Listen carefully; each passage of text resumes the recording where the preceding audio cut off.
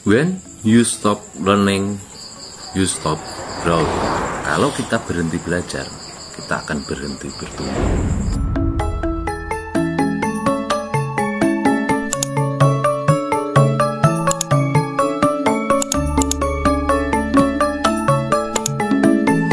Inspirasi malam hari ini di Warkop Jimbe, masih bersama tim Mari Jagat. Kalau kita berhenti belajar, kita akan berhenti bertumbuh. Ada satu cerita, dua penebang kayu. Yang satu itu ketika menebang kayu, dia kelihatan seperti ngoyo gitu.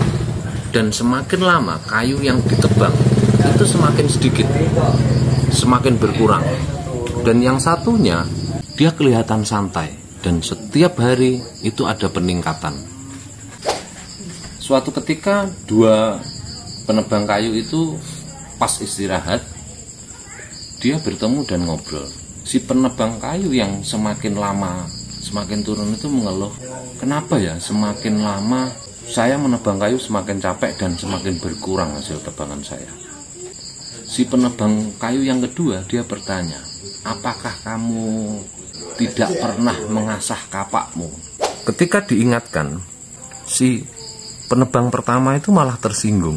Gila apa? Pekerjaan saya itu banyak, saya harus segera menyelesaikannya. Mana mungkin saya sempat mengasah kapak? Nanti ketinggalan, habis waktu saya untuk mengasah kapak. Penebang kedua mengatakan, justru itu kenapa hasilmu semakin menurun. Kamu tidak pernah menyempatkan waktu untuk mengasah kapakmu, sehingga kapakmu tumpul. Jadi dalam menekuni suatu bidang itu kita tidak bisa dilihat seberapa lama kita di bidang tersebut.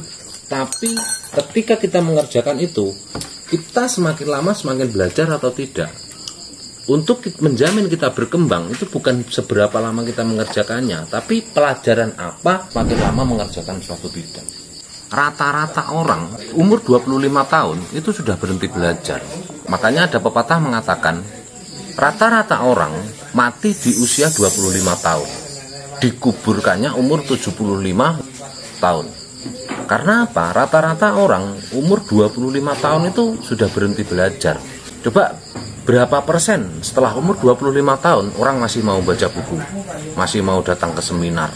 Padahal ada pepatah mengatakan, utlubul ilmi walau bisin, tuntutlah ilmu sampai ke negeri Cina.